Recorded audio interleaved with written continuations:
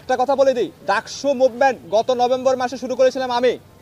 ডাকসু নিয়ে লড়াইটা সবচাইতে লম্বা সময় লড়াই করেছে আমি। পরবর্তীতে আমাদের সাথে বিনিয়ামিন মোল্লা ভাই এসেছেন, উনি অনশন করেছেন, সেটাই বেশি ফলো হয়েছে, আগেরটা বেশি ফলো হয় না মিডিয়াতে। যখন আমরা একাকি লড়াই করছিলাম, আমাদের শিক্ষার্থীরা জানে, ফলশ্রুতিতে কারো ভোট কাটার কথা নয়, আমার ভোট কেউ কাটতে পারে, কারণ ডাকসু নিয়ে আমি আগ থেকে ছিলাম।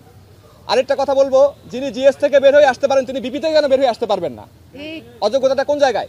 তাহলে এই ধরনের ন্যারেটিভ ছড়ানো হচ্ছে। আবার ছড়ানো হচ্ছে যে অমুক ভাই আসলে তো ছাত্র দলের আধিপত্যকে ঠেকাতে পারবে না, তাহলে উনাকে যুক্ত করলে তো অমুক ভাই আসলে হয়তো ঠেকাতে পারবে। এই যে কথাগুলো বলা হয়, আমরা যারা ফেসিবাদে আমাদের ছাত্রলীগের বিরুদ্ধে এইভাবে লড়াই করে এই পর্যন্ত টিকে এসেছি, আমরা তো নতুন করে রাস্তায় মাঠে নামি নেই। এখন যারা ভিভিপ্যাট হেভিপ্যাট প্রার্থী তাদের অনেকে আমরা 5 আগস্ট আগে চিনতাম না, নতুন নতুন করে চেহারা দেখাচ্ছেন।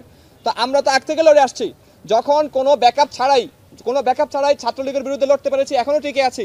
ছাত্রদের ম্যান্ডেটে যখন বিজয়ী হয়ে আসবো, ছাত্ররাই তো আমার বড় শক্তি, সাথে থাকবে আমার প্রশাসনিক লজিস্টিক সাপোর্ট, তাহলে আমি কেন আধিপত্যকে ঠেকাতে পারবো না? আমরা বলবো যে রাজনৈতিক আধিপত্যের বিরুদ্ধেই তো আমার লড়াইটা ভাই, রাজনৈতিক আধিপত্যের বিরুদ্ধে লড়াইটা, রাজনৈতিক দুর্বৃত্তায়নের বিরুদ্ধে আমার লড়াইটা। আমাদের যে রাজনৈতিক চক্রটা আছে অতি রাজনৈতিক, আমি অরাজনৈতিক কথা বলছি না, আমি বলবো না বিরাজনীতিকরণের কথা আমি বলি না। রাজনীতি অবশ্যই থাকবে, শিক্ষার্থীদের অধিকারমূলক রাজনীতি থাকবে, নতুন ফ্রেমের রাজনীতি আসতে হবে। সেই রাজনীতি কেমন হবে সেটা আমরা ঠিক করবো, স্ট্রাকচারটা আমরা ঠিক করবো, যেহেতু আপনারা কেউ ঠিক করতে পারেননি। রাজনৈতিক সংগঠনগুলোর সময় ছিল গত 1 বছর ধরে, আপনারা ঠিক করতে পারেননি।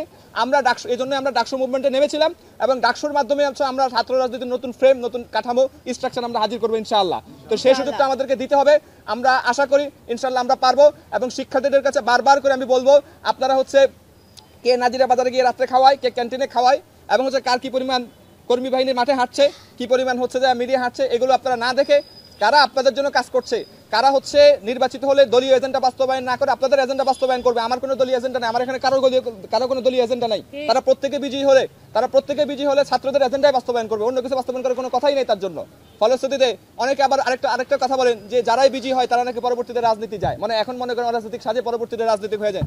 আরে ভাই, আমার তো এখনই রাজনৈতিক হওয়ার সুযোগ ছিল, আপনাদের যে দলের যারা ষড়যন্ত্র করছেন আপনাদের দলে যাওয়ার সুযোগ ছিল, আমরা তো যাইনি। আরেকটা কথা হচ্ছে যে রাজনীতি যদি করতে হয় সেটা 1 বছর পরে করলেও সমস্যা কি? আমরা শিক্ষার্থীদের জন্য 1 বছরের ম্যান্ডেট নিয়ে আসবো, 1 বছর কাজ করবো, তারপরে যে রাজনীতি করবো, সমস্যা তো নাই, ব্যক্তিগত কাজ করতেই পারে। কিন্তু এই ধরনের যে বয়ানগুলো ছড়ানো হচ্ছে, ন্যারেটিভগুলো ছড়ানো হচ্ছে, এগুলোর জবাব আমরা দিলাম। হচ্ছে স্বতন্ত্র প্যানেল এবং স্বতন্ত্র প্রার্থী সবাই, মানে এমন স্বতন্ত্র কোন অর্থে স্বতন্ত্র, অরাজনৈতিক স্বতন্ত্রতা না। আমরা বলবো যে আমরা নানান জায়গা থেকে আসছি, নিজেদের যোগ্যতা নিজেদের দাঁড়িয়েছি, একসাথে হয়েছি। তো মাহিন যেহেতু রাজনীতি করতে চেয়েছে, সে জাতীয় রাজনীতিতে চলে গিয়েছিল। সে হচ্ছে মূলত, আমি যদি ইতিহাস তুলে ধরতে হয়, আসলে মাহিন কিন্তু ডাকসু নিয়ে আন্দোলন শুরু করেছিল জানুয়ারি ফেব্রুয়ারির দিকে। তারপর তাকে হুমকি দেওয়া হয়েছিল, তুমি যদি ডাকসুতে থাকো ডাকসুই হতে দেওয়া হবে না। এটা কারা হুমকি দিচ্ছে আপনারা বুঝতে পারতেছেন। তারপরে সে জাতীয় রাজনীতিতে চলে যায়, সেখান থেকে পরে সেখানে হয়তো সে অবস্থান তৈরি করতে পারে না, সে আবার ব্যাক আসে ছাত্র রাজনীতির জন্য, ডাকসু করবে এটা বলে। কিন্তু আসার পরে শুরু থেকে তার উপর ব্যাপকভাবে চাপ সৃষ্টি করা হচ্ছিল। আমাকেও বলছিল, ওর মাহিনের যে স্ত্রী, তার সাথে আমাদের কথা হচ্ছিল, সে খুব বলছিল যে সে খুবই ডিপ্রেসড অবস্থায় আছে। মাহিন যে এতদিন আমাদের সাথে ছিল আসলে স্বাভাবিক অবস্থায় ছিল না।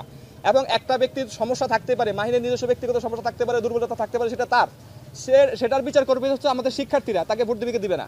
কিন্তু কথা হচ্ছে তাকে এভাবে হুমকি ধমকি দিয়ে নানান কিছু প্রকাশ করে দেওয়ার অনেক কিছু করা হয়েছে, সেগুলো আমি বলতে চাই না, এগুলো যেহেতু ডকুমেন্টস হাতে নাই আমি মুখে বলতে চাই না, আপনারা খোঁজ করে নিতে পারেন।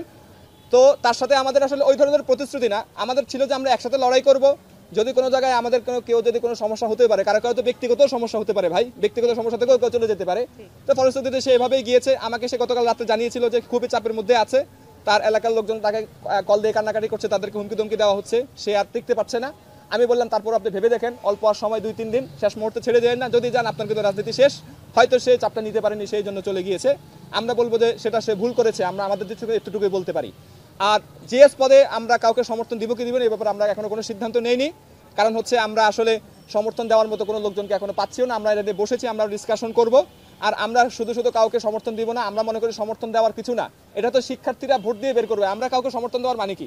এই যে মাহিন একজনকে সমর্থন দিয়েছে, সে কি জয় হয়ে যাবে? শিক্ষার্থী তাকে ভোট দিয়ে দিবে? এটা কেমন কথা?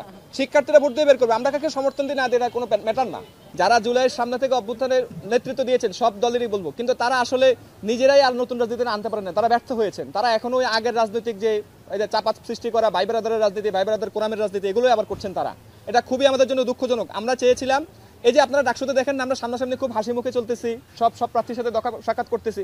আমরা তো চাইছি যে এটা শুধু সামনে থাকবে না, এটা সামগ্রিকভাবেই থাকবে। আমাদের ভিতরে লড়াইটা হবে জ্ঞান ভিত্তিক, তর্কের লড়াই হবে, যুক্তির লড়াই হবে।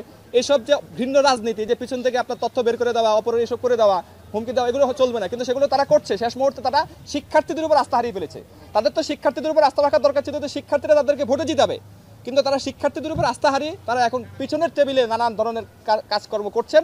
কেন্দ্রীয় ভিপি পদপ্রার্থী এবং হল ভিপি পদপ্রার্থী দুজনে মিলে খাওয়াচ্ছিলেন, সেখানে অন্য প্রার্থীরা হল প্রশাসনকে ডেকে এনে সরাসরি হাতে নাতে ধরাই দিছে। কিন্তু সে নিউজটা আপনারা জানেন কেউ? না একটা শোকজ করেছে, না একটা নিউজ হয়েছে।